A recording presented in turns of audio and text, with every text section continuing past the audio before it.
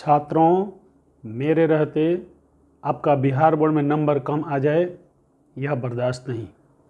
इसलिए आपको एक ऐसा रामबाण उपाय देने जा रहा हूं जिससे आप मैथ में बहुत अच्छा नंबर प्राप्त कर पाएंगे। मैथ में सबसे बड़ी समस्या यह होती है कि मैथ हमको समझ में आता है और सब कुछ समझ में आता है, किंतु सूत्र ही हमको याद नहीं रहता है। इसलिए आपको मैं एक सूत्र संग्रह पर वीडियो बनाने जा रहा हूं। इस वीडियो में आप सब लोगों का स्वागत है। मेरा नाम है सुरेश प्रसाद। मैं एक कोचिंग चलाता हूं और बच्चों को बेहतर प्रदर्शन कराने में मैं उनकी मदद करता हूं। बिहार बोर्ड में बच्चे अच्छा से अच्छा प्रदर्शन करें, मेरा यही उद्देश्य रहता है।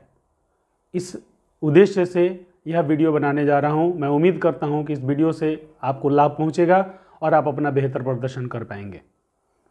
आइए अब हम शुरू करते हैं। सबसे पहले पाठ 1 के सूत्रों की हम लोग चर्चा करते हैं। पाठ 1 में जो है वो 9th क्लास से शुरू होता है और क्लास 10th तक आता है, इसलिए आपको 9th क्लास से सूत्र शुरू करना पड़ेगा। आइए शुरू करते हैं। पाठ 1 है वास्तविक संख्याएं। 9th से जो सूत्र है वह उसको हम लोग देखते हैं। संख्या बच्चों 2 प्रकार की होती है, वास्तविक संख्या और अवास्तविक संख्या। वास्तविक संख्या पुनः 2 प्रकार की होती है, परिमेय संख्या और अपरिमेय संख्या। परिमेय संख्या 3 प्रकार की होती है, प्राकृत संख्या, पूर्ण संख्या और पूर्णांक संख्या।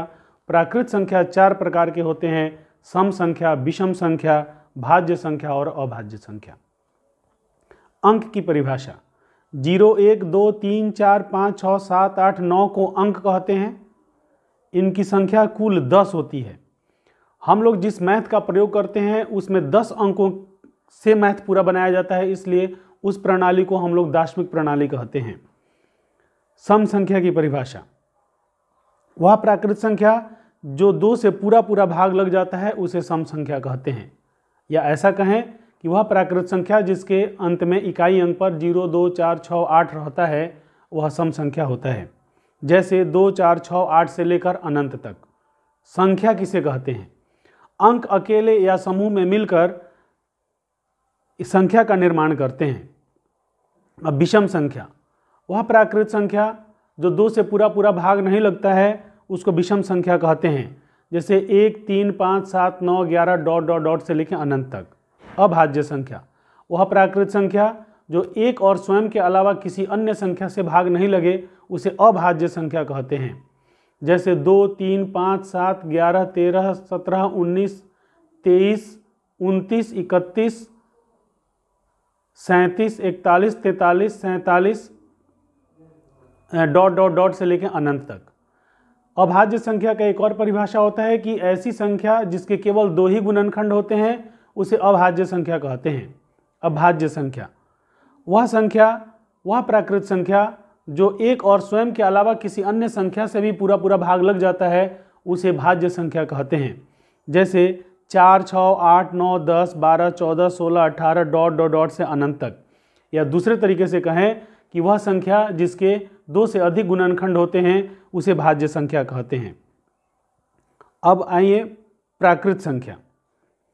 प्राकृत संख्या किसे कहते हैं? गिनती की संख्या को प्राकृत संख्या कहते हैं। जैसे 1, 2, 3, 4, 5, 6, 7 से लेके डॉट से अनंत तक। पूर्ण संख्या गिनती की संख्या समूह में शून्य मिलाने से जो नया संख्या समूह बनता है उसको पूर्ण संख्या कहते हैं। जैसे 0, 1, 2, 3, 4, 5, 6, 7 से लेके डॉट अनंत तक। पूर्णांक संख्या धन संख्या, ऋण संख्या तथा शून्य को मिलाने से एक नया संख्या समूह बन जाता है, उस नया संख्या समूह को पूर्णांक संख्या कहते हैं। जैसे अनंत से शुरू होकर के डॉट -3, -2, -1, 0, 1, 2, 3 से लेके फिर अनंत तक। यानी यहाँ अनंत से शुरू होकर अनंत तक चला जाता है, माइनस में रहता है, प्लस में रहता है, 0 रहता है, यह पूर्णांक संख्या है। पूर्णांक संख्या की क्रमबद्धता को हमेशा हम लोग संख्या रेखा पर दिखाते हैं। संख्या रेखा पर जो संख्या दाईं ओर होती है वह बड़ी होती है और संख्या रेखा पर जो संख्या बाईं ओर होती है वह छोटी होती है। अब हम लोग आते हैं परिमेय संख्या पर। वह संख्या जो P/Q के रूप में हो या P/Q के रूप में लिखा जा सके, किंतु जहां PQ पूर्णांक हो और Q बराबर नहीं 0 हो तो ऐसी संख्या को परिमेय संख्या कहते हैं। जैसे 15/-9, 7, -8 इत्यादि। अपरिमेय संख्या वह संख्या जो P/Q के रूप में नहीं लिखा जा सकता है उसे अपरिमेय संख्या कहते हैं। अपरिमेय संख्या को 3 तरीके से हम लोग पहचानते हैं। सबसे पहला, पाई एक अपरिमेय संख्या होती है। नंबर 2, अशांत अनावर्ती दशमलव संख्या अपरिमेय संख्या होती है। और रूट में लिखी जाने वाली वह संख्या जो रूट से बाहर नहीं निकल सकती है वह अपरिमेय संख्या होती है। अब आइए दशमलव प्रसार। दशमलव प्रसार 2 प्रकार के होते हैं, शांत दशमलव और अशांत दशमलव। अशांत दशमलव 2 प्रकार के होते हैं, अशांत आवर्ती दशमलव और अशांत अनावर्ती दशमलव। अब हम लोग समझते हैं, शांत दशमलव का मतलब होता है दशमलव की वह संख्या जिसमें दशमलव के बाद के अंक निश्चित होते हैं उसको शांत दशमलव कहते हैं। अशांत दशमलव वह होता है वह दशमलव संख्या जिसमें दशमलव के बाद के अंक निश्चित नहीं रहते हैं, उसे अशांत दशमलव कहते हैं। अशांत आवर्ती दशमलव, दशमलव की वह संख्या जिसमें दशमलव के बाद के अंक निश्चित नहीं रहते हैं, फिक्स नहीं है, परंतु बार बार कुछ अंक उसमें से बार बार दोहराए जाते हैं, तो उसको अशांत आवर्ती दशमलव कहते हैं। अशांत अनावर्ती दशमलव वह दशमलव संख्या जिसमें दशमलव के बाद के अंक निश्चित नहीं रहते हैं किंतु बार बार दोहराए भी नहीं जाते हैं, इसलिए उन्हें अशांत अनावर्ती दशमलव संख्या कहते हैं। शांत दशमलव को p/q के रूप में लिखा जा सकता है, इसलिए यह परिमेय संख्या है। अशांत आवर्ती दशमलव को p/q के रूप में लिखा जा सकता है, इसलिए यह परिमेय संख्या होती है। किंतु अशांत अनावर्ती दशमलव को p/q के रूप में नहीं लिखा जा सकता है, इसलिए यह अपरिमेय संख्या होती है। अब क्लास 10th के सूत्र। क्लास 10th में सबसे पहले यूक्लिड विभाजन प्रमेयिका। इसकी परिभाषा है, 2 धनात्मक पूर्णांक a और b दिए रहने पर ऐसी अद्वितीय पूर्ण संख्याएं q और r विद्यमान हैं जहां a बराबर bq प्लस r, 0 छोटा है बराबर होता है r से और r छोटा है b से। इसी को यूक्लिड विभाजन प्रमेयिका को हम लोग विभाजन एल्गोरिथम के रूप में समझते हैं। विभाजन एल्गोरिथम होता है भाज्य बराबर भाज्य गुने भागफल जोड़ शेष। यूक्लिड विभाजन प्रमेयिका में दिया है a बराबर bq प्लस r, यहाँ a जो है वह भाज्य है, b जो है वह भाजक है, q जो है भागफल है और r जो है शेष है, तो इसलिए हम लोग भाज्य बराबर भाज्य गुने भागफल जोड़ शेष लिखते हैं। अब 1.2 में है अंकगणित का आधारभूत प्रमेय। इसका परिभाषा है, प्रत्येक भाज्य संख्या को अभाज्य संख्याओं के गुणनफल के रूप में व्यक्त किया जा सकता है तथा यह गुणनखंडन अभाज्य गुणनखंडों के आने वाले क्रम के बिना अद्वितीय होता है। तो इसके कहने का मतलब कि कोई भी भाज्य संख्या है वह अभाज्य संख्याओं के गुणनखंड के रूप में व्यक्त किया जा सकता है, किंतु यदि नहीं किया जा सकता है तो वह अभाज्य संख्या है। चलिए आगे बढ़ते हैं। HCF हाईएस्ट कॉमन फैक्टर महत्तम समापवर्तक की परिभाषा। दिए गए संख्याओं के अभाज्य गुणनखंडों में उभयनिष्ठ गुणनखंड के छोटी घात के गुणनफल को HCF कहते हैं।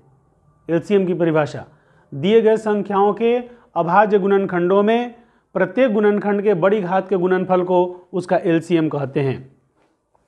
अब एक सूत्र होता है कि पहली संख्या गुने दूसरी संख्या बराबर HCF गुने LCM।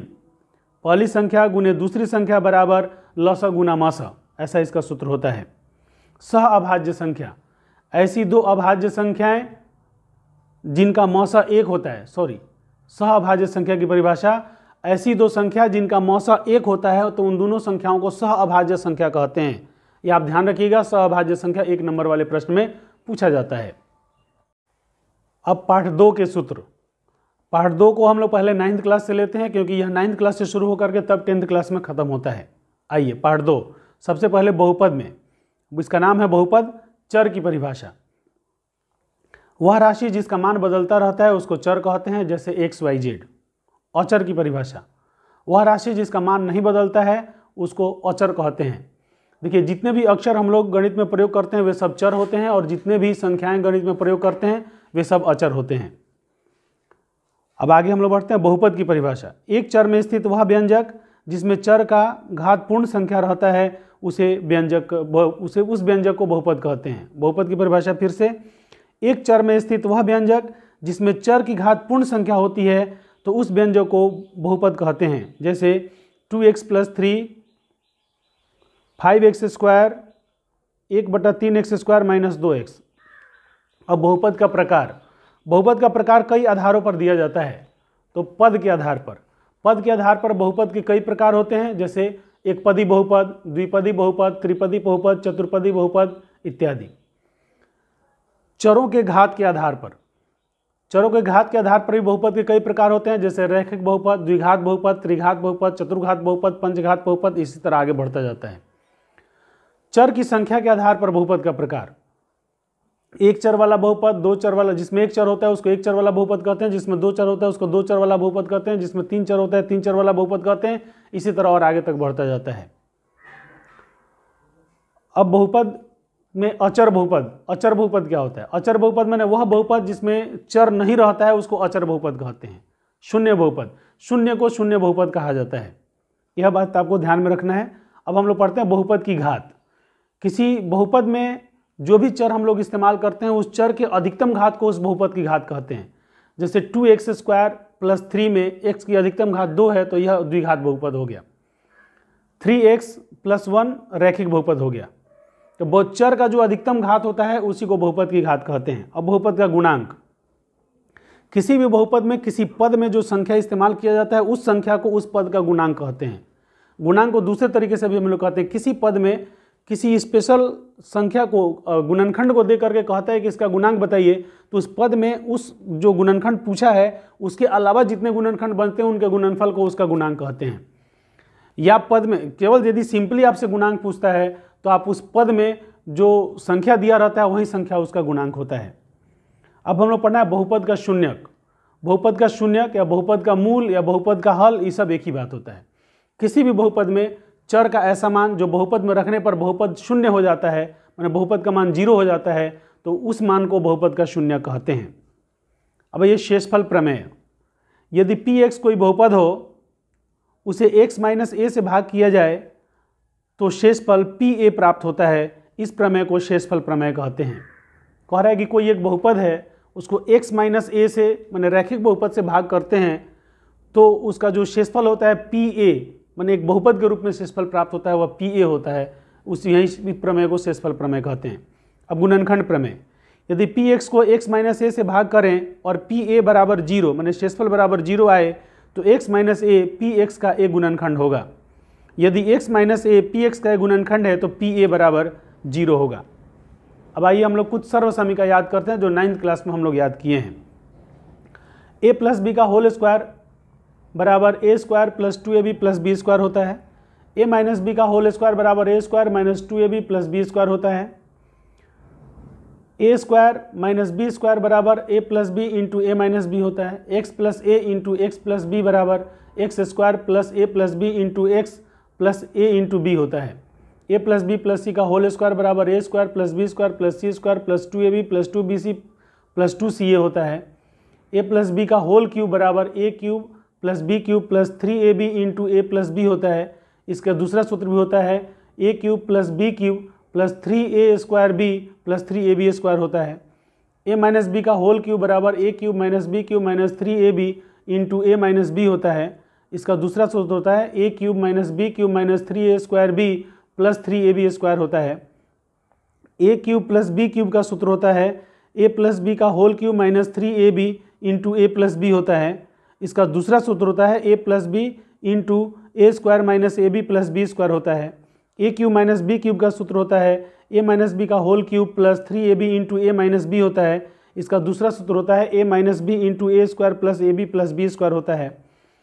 अगला सूत्र a³ + b³ + c³ - 3abc बराबर a + b + c × a² + b² + c² - ab - bc - ca होता है। यदि a + b + c बराबर 0 हो तो a³ + b³ + c³ बराबर 3abc होता है। अब हम लोग आते हैं क्लास 10th के बहुपद के सूत्र पर। क्लास 10th में दिया है बच्चों बहुपद की परिभाषा, एक चर में स्थित ऐसा व्यंजक जिसमें चर की घात पूर्ण संख्या रहती है उसे बहुपद कहते हैं। जैसे 2x - 1 3x² + x + 2 इत्यादि। रैखिक बहुपद, रैखिक बहुपद वह बहुपद जिसमें चर का मान 1 होता है उसको रैखिक बहुपद कहते हैं। रैखिक बहुपद का मानक रूप ax + b के रूप में होता है। शून्य गुणांक संबंध x बराबर -b/a होता है। आलेख सरल रेखा प्राप्त होता है। रैखिक बहुपद का आलेख x अक्ष को केवल एक बिंदु पर काटता है और उस बिंदु का x निर्देशांक इस बहुपद का शून्य कहलाता है। रैखिक बहुपद खत्म हो गया। अब आते हैं द्विघात बहुपद पर। द्विघात बहुपद का मानक रूप ax² + bx + c के रूप में होता है जहां a बराबर नहीं 0 होता है। शून्यक गुणांक संबंध, इसमें दो शून्यक होते हैं अल्फा और बीटा।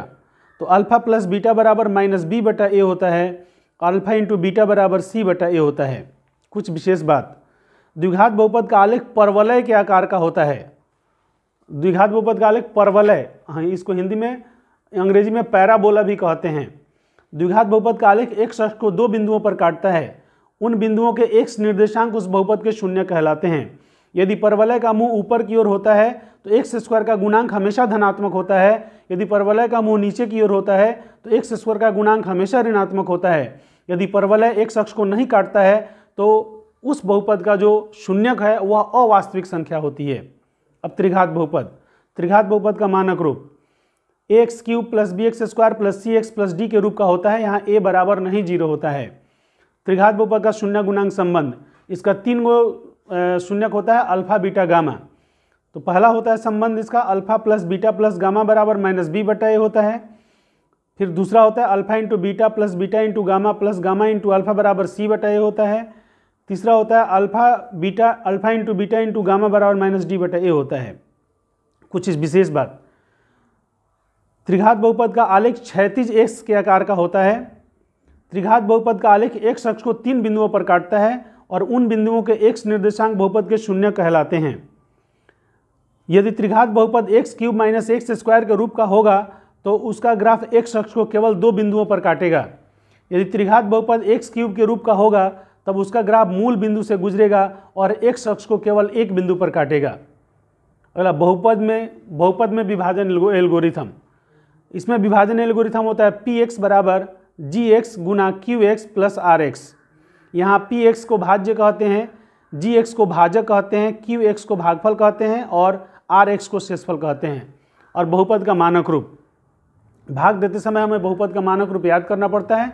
तो बहुपद का मानक रूप होता है बच्चों कि जो भी चर उसमें दिया गया है उसके चर के घात को अवरोही क्रम में सजा करके यदि बहुपद के पदों को मैनेज कर दिया जाए तो इससे बहुपद का मानक रूप प्राप्त होता है।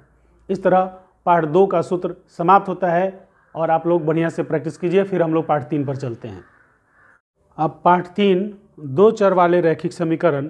पहले हम लोग 9th से 2 चर वाले रैखिक समीकरण लेते हैं कि 9th में हम लोग क्या पढ़े हैं। परिभाषा, ऐसा समीकरण जिसमें 2 चर हो और उन दोनों का घात 1 हो तो ऐसे समीकरण को 2 चर वाला रैखिक समीकरण कहते हैं। 2 चर वाले रैखिक समीकरण का मानक रूप a x plus b y plus c बराबर 0। यहाँ a square plus b square is not equal to 0। अब इसके बारे में कुछ महत्वपूर्ण बात, 2 चर के रैखिक समीकरण का आलेख एक सरल रेखा होता है। वे बिंदु जो समीकरण को संतुष्ट करते हैं वे आलेख पर स्थित होते हैं। आलेख पर स्थित सभी बिंदु समीकरण को संतुष्ट करते हैं।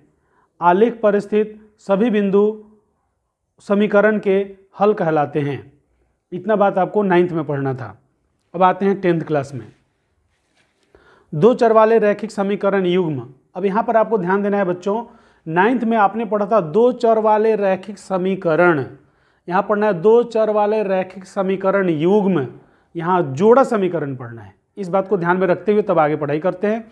2 चर वाले रैखिक समीकरण का मानक रूप a1x plus b1y plus c1 equal to 0, a2x plus b2y plus c2 equal to 0। यहाँ a square plus a1 square plus b1 square is not equal to 0, a2 square plus b2 square is not equal to 0। अब इसके बारे में कुछ महत्वपूर्ण बात, इसके हल की 3 स्थितियाँ होती हैं। नंबर 1 अद्वितीय हल, नंबर 2 अनेक हल, नंबर 3 कोई हल नहीं। इसके ग्राफ 2 सरल रेखाएं प्राप्त होती हैं। इन दोनों को भी 3 स्थितियों में व्यक्त किया जाता है। पहला होता है समपाती रेखाएं, एक रेखा के ऊपर दूसरी रेखा आती है तो उसको समपाती रेखा कहते हैं। दूसरा होता है समांतर रेखाएं, तो समांतर रेखाएं आप समझते हैं। तीसरा होता है प्रतिच्छेदी रेखाएं, एक दूसरे को काटती हुई रेखाएं। इसमें कुछ महत्वपूर्ण बात है कि वह बिंदु जो दोनों समीकरणों के ग्राफों के उभयनिष्ठ बिंदु होते हैं तो उनको इन समीकरणों का हल कहते हैं। समपाती रेखा का मतलब होता है कि ऐसी 2 रेखा जो एक दूसरे के ऊपर निश्चित रूप से रहती है, स्थित रहती है, उसको समपाती रेखा कहते हैं। अब आइए इसके बारे में कुछ महत्वपूर्ण बात हम लोग लेते हैं। सबसे पहला प्रतिच्छेदी रेखाएं, माने पहले प्रकार का जो हल क्या होता है, प्रतिच्छेदी रेखाएं होती है। इसको हम लोग कहते हैं, इसका बीजगणितीय निरूपण होता है a1 बटा a2 बराबर नहीं b1 बटा b2। इसका ग्राफ बनेगा प्रतिच्छेद करती हुई रेखाएं। इसका केवल एक हल प्राप्त होता है, इसको अद्वितीय हल कहते हैं। इसको अविरोधी समीकरण युग्म कहते हैं और यह संगत समीकरण युग्म है। दूसरा है समपाती रेखाएं। इसका निरूपण होता है A1/A2 बराबर B1/B2 बराबर C1/C2। इसका ग्राफ समपाती रेखाएं होती हैं। इसके अपरिमित रूप से अनेक हल होते हैं। इसको आश्रित समीकरण युग्म कहते हैं या तुल्य समीकरण युग्म कहते हैं। इसको भी संगत समीकरण युग्म कहते हैं। और समांतर रेखाएं, इसका निरूपण होता है A1/A2 बराबर B1/B2 बराबर नहीं C1/C2। इसका ग्राफ जो होता है वह समांतर रेखाएं होती हैं। इसका कोई हल नहीं होता है। इसको विरोधी समीकरण युग्म कहते हैं और इसको असंगत समीकरण युग्म कहते हैं। जो आपको दो चर वाले रैखिक समीकरण प्राप्त होते हैं, इसको दो तरीके से हम लोग हल कर सकते हैं। एक होता है ज्यामितीय विधि से, एक होता है बीजगणितीय विधि से। ज्यामितीय विधि से ग्राफ बना करके हल करते हैं और जहाँ कटान बिंदु होता है उसको उसका हल कहा जाता है। परंतु बीजगणितीय विधि में तीन प्रकार की विधि होती है। नंबर 1 प्रतिस्थापन, नंबर 2 विलोपन और नंबर 3 वज्र गुणन विधि। इस विधि से हम लोग हल करते हैं। इस प्रकार यह जो दो चर वाला रैखिक समीकरण का पाठ का सूत्र जो है वह समाप्त होता है। अब पाठ 4 द्विघात समीकरण, क्वाड्रेटिक इक्वेशन। परिभाषा, वह समीकरण जिसमें एक चर हो तथा चर की अधिकतम घात 2 हो तो ऐसे समीकरण को द्विघात समीकरण कहते हैं। जैसे 2x² + x - 3 = 0। द्विघात समीकरण का मानक रूप x² + bx + c = 0। यहाँ a बराबर नहीं 0 होता है। द्विघात समीकरण को हल करने की विधियाँ, द्विघात समीकरण को तीन विधि से हल कर सकते हैं। एक होता है गुणनखंड विधि, दूसरा होता है पूर्ण वर्ग बनाने की विधि और तीसरा होता है द्विघाती सूत्र। मूल माने समीकरण का हल, मूल शून्यक, इसका मतलब होता है समीकरण में स्थित चर का ऐसा मान जिसको समीकरण में लिखने से समीकरण संतुष्ट हो जाता है, तो उसको समीकरण का हल या मूल या शून्यक कहते हैं। द्विघाती सूत्र विधि, द्विघाती सूत्र विधि मैंने द्विघाती सूत्र से समीकरण को हल करने का तत्काल तरीका है। यदि समीकरण है x² + bx + c बराबर 0 तो द्विघाती सूत्र कहता है कि x बराबर -b + √b² - 4ac/2a होता है। अब इस समीकरण का विवेचक, द्विघात समीकरण का विवेचक, इसको विविक्कर कहते हैं, इसको डिस्क्रिमिनेंट कहते हैं, इसको शॉर्टकट में डीज लिखा जाता है। यदि समीकरण ax² + bx + c = 0 के रूप में है तो d बराबर b² - 4ac होता है, माने विविक्कर बराबर b² - 4ac होता है। अब द्विघात समीकरण के मूलों की प्रकृति, यदि d बड़ा है 0 से तो समीकरण के दो भिन्न एवं वास्तविक मूल प्राप्त होते हैं। यदि d बराबर है 0 से तो समीकरण के दो समान एवं वास्तविक मूल प्राप्त होंगे। यदि d छोटा है 0 से तो समीकरण के दो भिन्न एवं वास्तविक मूल प्राप्त होते हैं, अवास्तविक मूल प्राप्त होते हैं। इसको काल्पनिक मूल भी कहा जाता है। नोट, यदि मूल वास्तविक हैं तो कहा जाता है कि मूलों का अस्तित्व है, यदि मूल अवास्तविक है तो कहा जाता है कि मूलों का अस्तित्व नहीं है। द्विघाती सूत्र, द्विघाती सूत्र x बराबर -b + √b² - 4ac/2a। x बराबर, ये जब d का मान हम पहले निकाल चुके हैं तो अब द्विघाती सूत्र होता है x बराबर -b + √d/2a। यदि दोनों के मूल समान हैं तब द्विघाती सूत्र होता है x बराबर -b/2a। इस प्रकार के सूत्रों के आधार पर बहुत सारे 1 नंबर का प्रश्न आता है, उसका जवाब आप दे पाएंगे। अब पाठ 5, पाठ 5 का नाम है समांतर श्रेणी, अरिथमेटिक प्रोग्रेशन। इसको शॉर्टकट में AP भी कहा जाता है।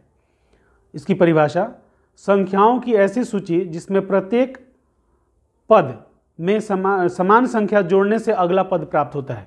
मतलब संख्याओं की ऐसी सूची जिसमें प्रत्येक पद में एक समान संख्या को जोड़ेंगे तो अगला पद प्राप्त होता है, तो इस प्रकार की सूची को समांतर श्रेणी कहते हैं।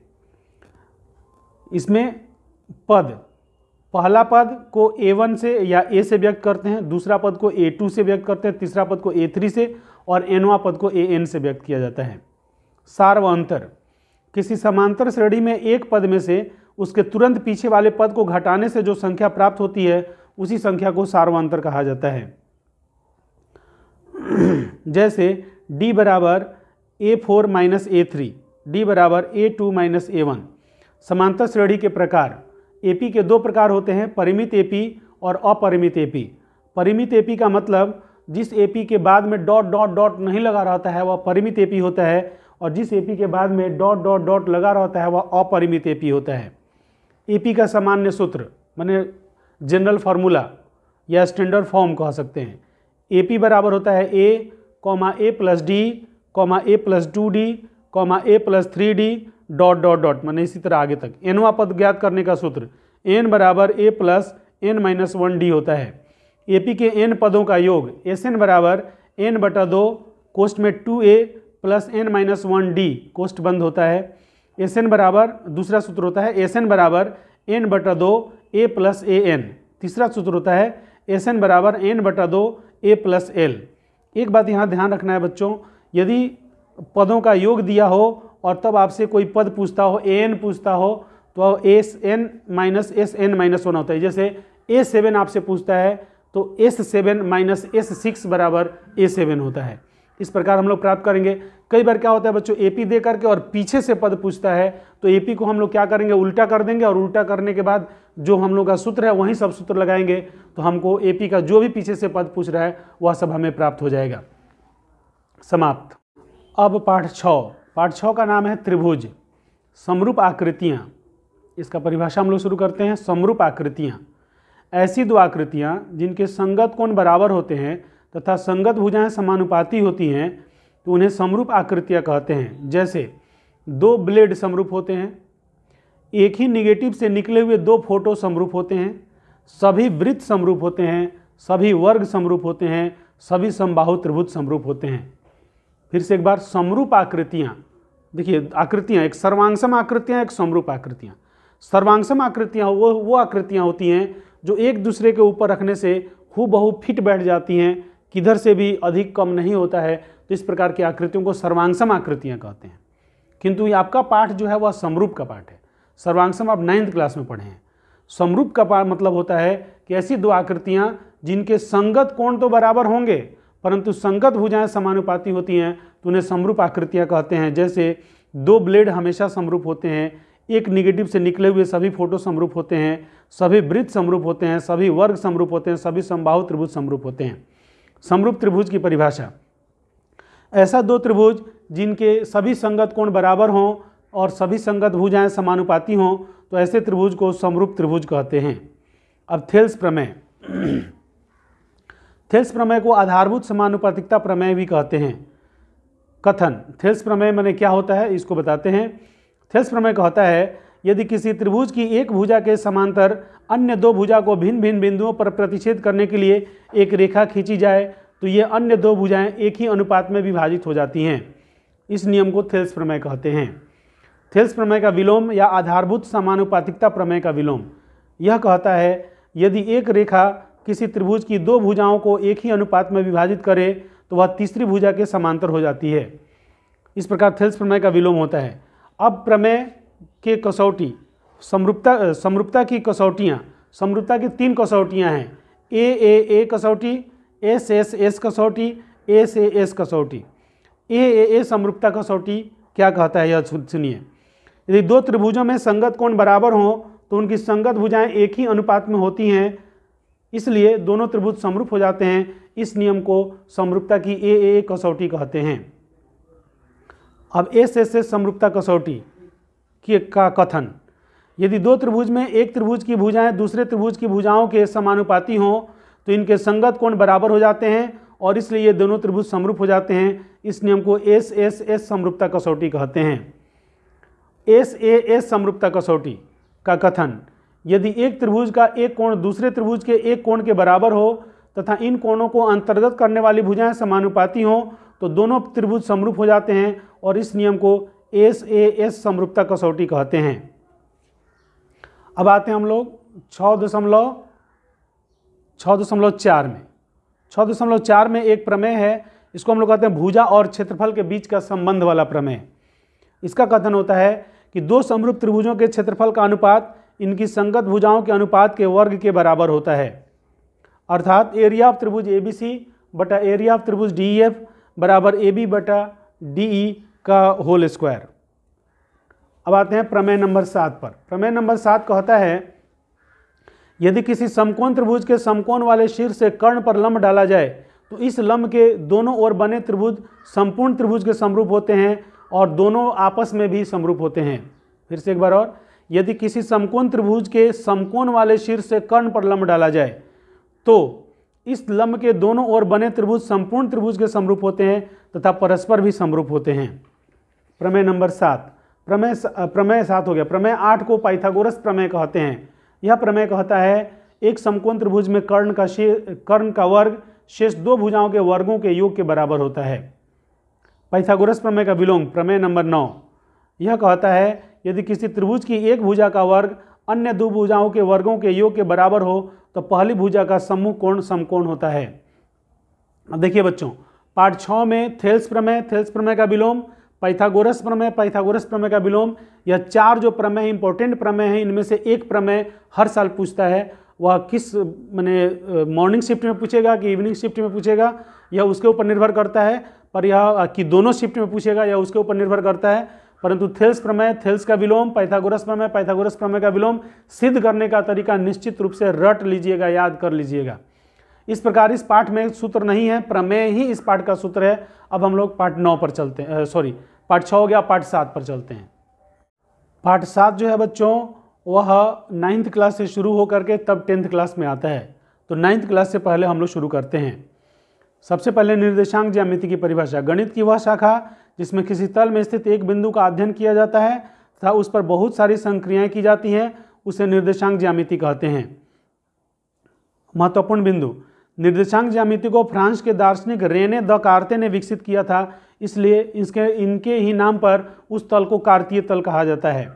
द कार्ते के सम्मान में एक तल में बिंदु के निर्धारण की पद्धति को कार्तीय पद्धति कहा जाता है। कार्तीय पद्धति, जहाँ से दूरियां अंकित की जाती हैं उसे मूल बिंदु कहते हैं। जहाँ से दूरी अंकित की जाती है उसको मूल बिंदु कहते हैं, उसको ओरिजिन कहते हैं, और मूल बिंदु का निर्देशांक 0 0 होता है। अगला बिंदु, एक्स अक्ष तथा वाई अक्ष एक दूसरे को जिस बिंदु पर काटते हैं उस बिंदु को मूल बिंदु कहते हैं। मूल बिंदु पर दोनों अक्षों के बीच में 90 डिग्री का कोण बनता है।